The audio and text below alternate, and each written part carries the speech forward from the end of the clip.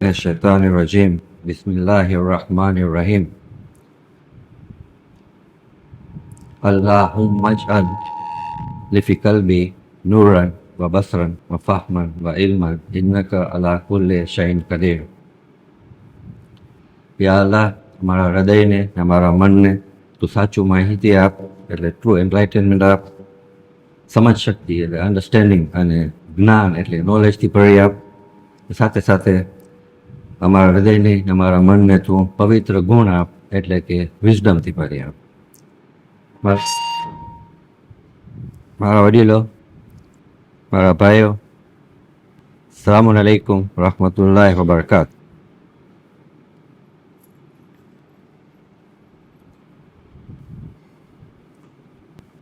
એક સાયકલિસ્ટ હતો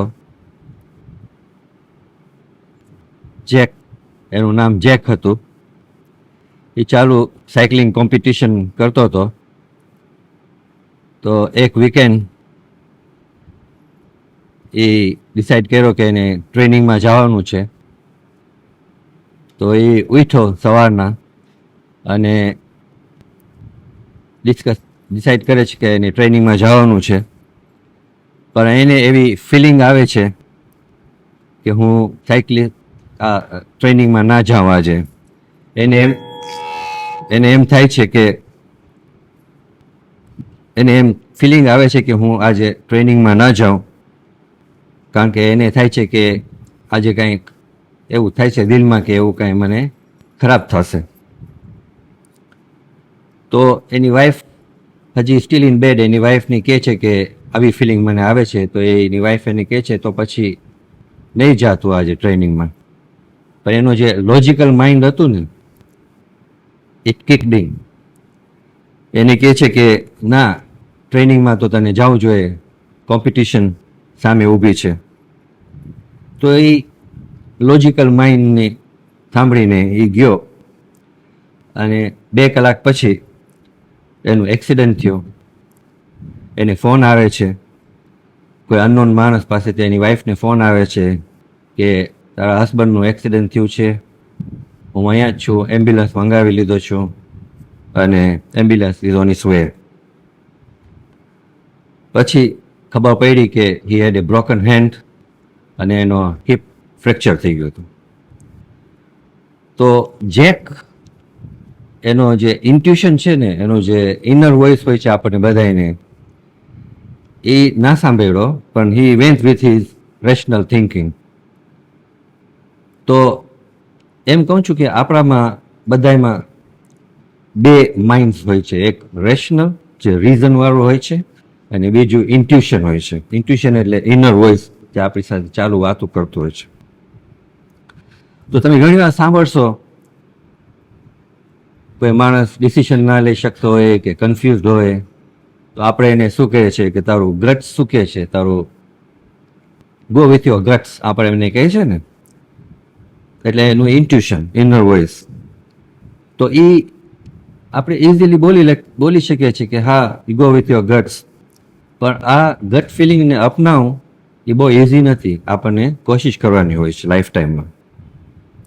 પણ જો આપણે એ ટ્યુન કરી શકીએ આ ઇનર વોઇસને, તો ઘણા એવા પ્રોબ્લેમ્સ આપણે જલ્દી સોલ્વ કરી શકીએ છીએ અને આપણે ડિસિઝન પણ ફાસ્ટર લઈ શકીએ છીએ.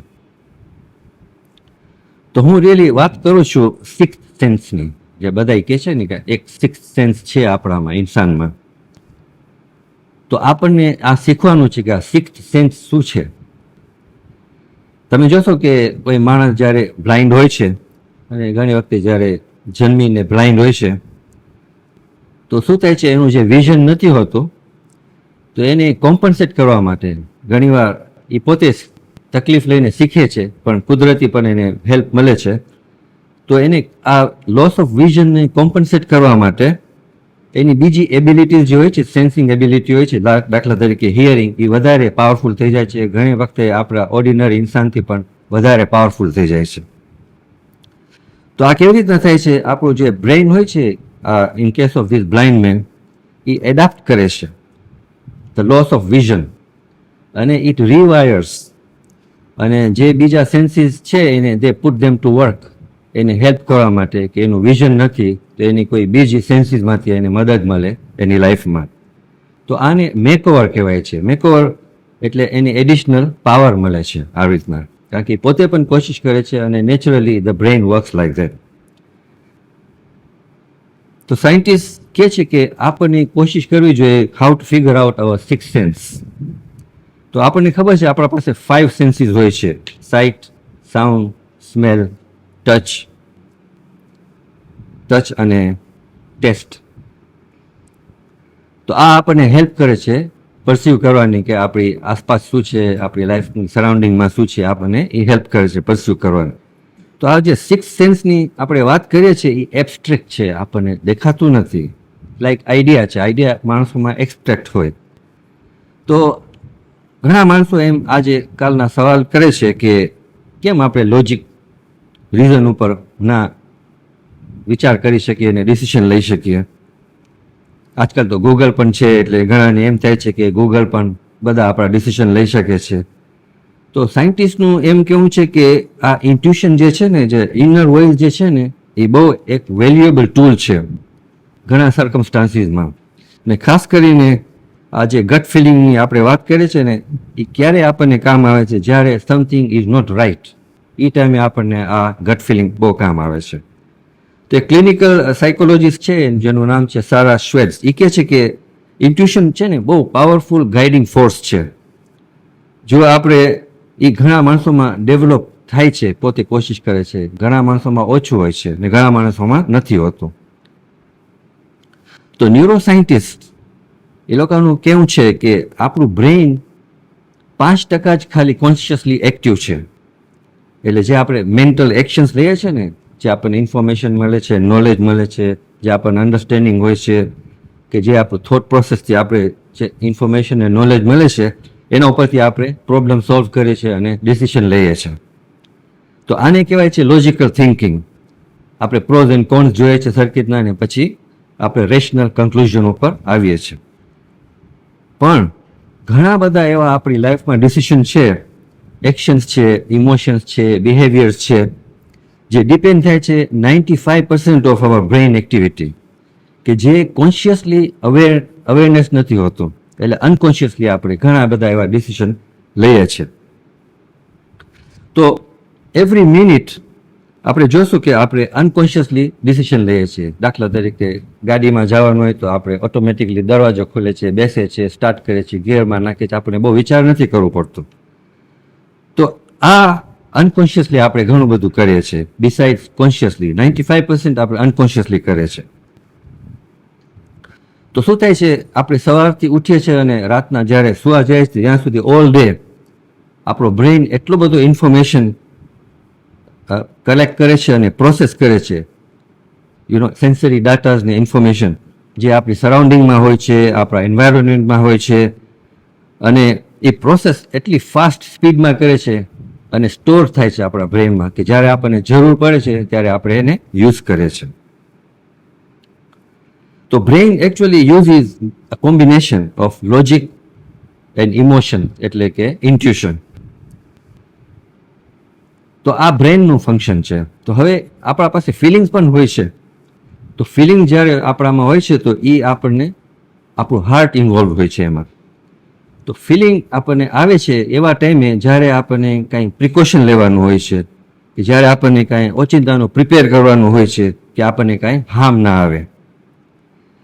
તો અમુક સ્કોલર્સનું કેવું છે કે અલ્લાહ સુબ્હાનહુ વ તઆલા આપણને સમટાઈમ્સ એવા મેસેજીસ મોકલાવે છે પ્રોમ્પ્ટલી, ઇમિડિયેટલી, કે જે આપણા રેશનલ માઇન્ડમાં નથી હોતું. તો આપણે ઘણી વાર નથી કહેતા કે એવા સર્કમસ્ટાન્સીસમાંથી આપણે નીકળી જાય છે તો આપણે કહીએ છીએ કે આપણને ખુદા બચાવી લીધો. તો આનો 2 એક્ઝામ્પલ તમને આપું. એક લેડી ડૉક્ટર હતી જે મોલમાંથી નીકળી અને પાર્કિંગ લોટમાં એની કાર તરફ જતી હતી. એની બધી શોપિંગ ગાડીમાં નાખી અને જેવો દરવાજો ખોલે છે તો સામેથી એક માણસ આવે છે, સૂટમાં હોય છે, બસ 75 એટલા મીટર્સ દૂર હતો. તો એ એને જોઈ છે અને એ તરત જ ગાડીમાં જલ્દી ઘરી જાય છે, લોક કરે છે ગાડી અને એ races out of the parking lot. પછી નેક્સ્ટ ડે એને ન્યૂઝમાં મળે છે કે આ જ પાર્કિંગ લોટમાં આ જ માણસનું ડિસ્ક્રિપ્શન હતું કે જે એક લેડી મોટરિસ્ટને એસોલ્ટ કર્યો ખરાબ રીતના. આ એક એક્ઝામ્પલ છે. તો she used her inner voice to tell her કે ના, અહીંયા મને ખતરો છે. એવી રીતના આપણે દાખલો જોઈએ પ્રોફેટ યાકૂબનો. પ્રોફેટ યાકૂબને આપણે જાણીએ છીએ કે કંઈ 4-5 બચ્ચાઓ હતા. એમાંથી સૌથી નાનો એનો દીકરો જે યુસુફ હતો, એમ બીજા મોટા ભાઈઓને એમ થતું હતું કે લોકોના પિતાજી યુસુફને વધારે ફેવર કરે છે અને એ લોકોને કાંઈ ઇલ ફિલિંગ આવે છે એના સૌથી નાના ભાઈ ઉપર. તો એ લોકો મોટા ભાઈઓ ડિસાઈડ કરે છે, આ કુરાન શરીફમાં છે, કે એને મારી નાખી. તો એ લોકો રજા માંગે છે એ લોકોના ફાધર પાસે, પ્રોફેટ યાકૂબ પાસે, કે અમને રજા આપો, યુસુફને અમે લઈ જાય, અહીંયા બાજુમાં જંગલ છે, અમે રમવા જાય છે અને સાંજના અમે બધા પાછા આવી જશું. તો એ લોકોનો જે ઈરાદો હતો એ જાય છે એ લોકો અને યુસુફને કૂવામાં ફેંકી નાખે છે. અને પછી એ લોકો સાંજના રોતા રોતા ઘરે આવે છે અને કહે છે પ્રોફેટ યાકૂબને, એ લોકોના પિતાજીને, કે આ બનાવ બન્યો છે અને બહુ દિલગીર થાય છે. અમે તો એને રાખી ગયા હતા અમારા બિલોંગિંગ સાચવવા માટે, અમે જરાક દૂર ગયા તો વુલ્ફ આવીને એને ખાઈ ગયો. પણ તમે અમને કદાચ નહીં માનો તો અમે એની શર્ટ પણ લઈ આવ્યા છે પ્રૂવ કરવા માટે કે હવે યુસુફ નથી. તો આવા સર્કમસ્ટાન્સીસમાં જે પેરેન્ટ હશે એનું રિએક્શન શું હશે એ આપણે જાણી શકીએ છીએ. પણ પ્રોફેટ યાકૂબ આ સાંભળીને એક્શન વિથ ગ્રેટ રિઝોલ્વ, એનું જે પેલું હતું behaviour, it was with great resolve. Great resolve એટલે એને નક્કી કર્યું કે ના, આ બરાબર નથી. એનું જે ઇનર વોઇસ હતું એ એને કહે છે કે આ તારા મોટા દીકરાઓએ બહુ મોટો ક્રાઇમ કમિટ કર્યા છે, બહુ મોટો ગુનાહ કર્યા છે. અને એનો ઇનર વોઇસ હતું એને કહે છે કે આ બધા ફોલ્સ ન્યૂઝ છે. તો પ્રોફેટ યાકૂબ ડિસાઇડ કર્યા અને હી એક્ટેડ વેરી પેશન્સલી એન્ડ વિથ વિઝડમ. અને એ અલ્લાહ સુબહાના તાલા પાસે દુઆ કરે છે અને મદદ માંગે છે. અને એ જરાય પણ ઉશ્કેરાય ન ગયા અને નિરાશ ના થઈ ગયા કે ના ઉમેદ ના થઈ ગયા. તો આ આપણો બીજો એક્ઝામ્પલ છે કે આપણા ઇનર વોઇસ આપણને ઘણીવાર આપણને ઇન્સ્ટ્રક્શન્સ આપે છે. તો આ ઇનર વોઇસ વધારે ઇમોશન્સ ઉપર હોય છે. તો ઇમોશન્સ આપણને ક્યાંથી આવે છે? આપણા હાર્ટમાંથી આવે છે. તો ઘણા માણસોને એમ થાય છે કે હાર્ટ ખાલી પંપ કરે છે બ્લડ, પણ ના, હાર્ટ આપણું જે છે એમ સાયન્ટિસ્ટ કહે છે કે it can feel, it can think and it can decide. તો પ્રોફેસર ડી.જે. આર્મોર મોટા પ્રોફેસર છે, 1991માં 1991માં એણે પોતાનું સ્ટડી કર્યું અને એને એ કહે છે કે આપણા હાર્ટમાં 40,000 ન્યુરોન્સ છે અને પોતાની નર્વસ સિસ્ટમ છે આપણી હાર્ટમાં જે કોમ્યુનિકેટ કરે છે બ્રેન સાથે, ન્યુરોલોજીકલી, બાયોકેમિકલી, બાયોફિઝિકલી અને એનર્જેટિકલી. તો એ કહે છે કે જ્યારે આપણને કંઈ પેઇન આવે છે ને, દર્દ આવે છે ને, તો એ ખાલી સેન્સરી નથી હોતું. એ પેઇન જે આપણને આવે છે ને ઇઝ એસોસિએટેડ વિથ ઇમોશન્સ અને થોટ્સ. તો આપણું હાર્ટ એના કહેવા પ્રમાણે is a source of emotions, desire અને વિઝડમ. તો હવે વાત આવે છે કે આપણે કેવી રીતના આપણા ગટ્સને આપણે ટ્રસ્ટ કરીએ. ઘણીવાર આ હું કીધું ને એબ્સ્ટ્રેક્ટ છે, તો આપણને ફિયર આવે છે કે ના, મને જે ફિલિંગ આવે છે, મને જે અંદરથી મારો વોઇસ કહે છે કે આમ નહીં કર, કે આમ નહીં જા, ખતરો છે, આપણે કેવી રીતના એને ટ્રસ્ટ કરી શકીએ. તો આપણને એ જાણવાનું છે, જેમ હું કહી ગયું કે આ જે ઇન્ટ્યુશન જે છે ને, એ ઇન્ટ્યુશન આપણને ક્યાંથી આવે છે? એટલા બધા ઇન્ફોર્મેશન જે કલેક્ટ થાય છે બ્રેનમાં અને આપણી ડીપ મેમરી બેંક છે, ડાટાબેઝ છે, એમાં સ્ટોર થાય છે અને એમાં પ્રોસેસ થાય છે એટલે ગ્રેટ સ્પીડ જ્યારે આપણને એની જરૂર પડે છે. તો દર મિનિટે આ ઇન્ફોર્મેશન કલેક્ટ થાય છે આપણી લાઈફ ટાઈમમાં અને જ્યારે આપણને એનો યુઝ કરવાનો હોય છે તો એ એટલી સ્પીડમાં આવે છે ઇન્ફોર્મેશન, ઓટોમેટિકલી અને ઇન્ટ્રિન્સિકલી. જે રીતના આપણે જોયા કે ઓલી લેડી ડૉક્ટરનો ડિસિઝન કેવો હતો, પ્રોમ્પ્ટલી. તો આ નેચરલી આપણને આવે છે અને વિથ નો જજમેન્ટ એ આપણને ઇન્સાનમાં આવી જાય છે, એવી આપણી પ્રેક્ટિસ થાય છે લાઈફમાં તો આવી જાય છે. તો એક સર્વે હતું બધા ટોપ એક્ઝિક્યુટિવ્સનું, એ લોકોને પૂછવામાં આવ્યું કે તમારી ઓર્ગેનાઇઝેશનમાં જ્યારે મોટા ક્રાઇસિસ આવે છે, એવા ટફ ડિસિઝન લેવાના હોય છે, તો તમે આ ક્રાઇસિસ કેવી રીતના હેન્ડલ કરો છો? તો એ લોકોએ એમ કહ્યું કે એમ ના કહ્યું કે અમે રેશનલ ડિસિઝન લઈએ છીએ, એમ નથી બોલ્યા એ લોકો. એ લોકોનું કેવું હતું, મેજોરિટી ઓફ સીઈઓઝ જ્યારે આ સર્વે કરવામાં આવ્યું કે અમે લેવરેજ કરે છે કે અમારું ફિલિંગ્સ અમને શું કહે છે અને અમારું એક્સપિરિયન્સ અમને શું કહે છે. તો જે આ ગટ જે છે ને, જે ઇનર વોઇસ આપણે કહે છે ને, it's not a shot in the dark.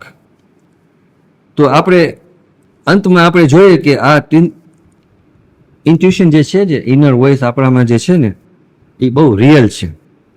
તો પણ આપણને સાથે પ્રેક્ટિસ કરવાની હોય છે. જેમ હું એક્ઝામ્પલ આપ્યો બ્લાઇન્ડ માણસનો, એના પાસે વિઝન નથી હોતું, તો એને પણ એવું થાય છે કે હું હવે કેવી રીતના બીજો સેન્સ યુઝ કરું કે મને કામ આવે. એવી રીતના આપણને ડેવલપ કરવાનું હોય છે. તો આ કેવી રીતના થાય? ફોર એક્ઝામ્પલ, આપણને કોઈ મોટો ડિસિઝન લેવાનો છે. એક માણસને ઓફર આવે છે કોઈ કંપનીમાંથી નોકરીની, અને બે કંપનીમાંથી એને 2 ઓફર આવે છે. 2 ઓફર સરખી હોય છે, બેના પેકેજ સેમ હોય છે, બેની રેપ્યુટેશન સેમ હોય છે. તો હવે એ ડિસાઇડ નથી કરી શકતો કે હવે હું કઈ નોકરી લઉં આ બેમાંથી એક. પણ એવું એનો ઇનર વોઇસ હશે, એને પુલ કરતું હશે કે ના, તું કંપની એમાં જા. એનું ઇન્ટ્યુશન એને કહેતું હશે કે આ કંપની એમાં જા તું. ને બીજું હશે, એને ઇન્ટ્યુશન સાથે સાથે આવતું હશે, એને પુશ કરતું હશે કે તું આ બી કંપનીમાં નહીં જા. તો એને પોતાને એવી રીતના વર્કઆઉટ કરવાનું છે કે જો એનું 50 કે 70% ઇન્ટ્યુશન કહેતું હોય કે કંપની એમાં જોઈન થા, તો પછી he should go there. He should not have a double mind. તો આવી રીતના આપણો આ ઇન્ટ્યુશન છે આપણે ડેવલપ કરી શકશું.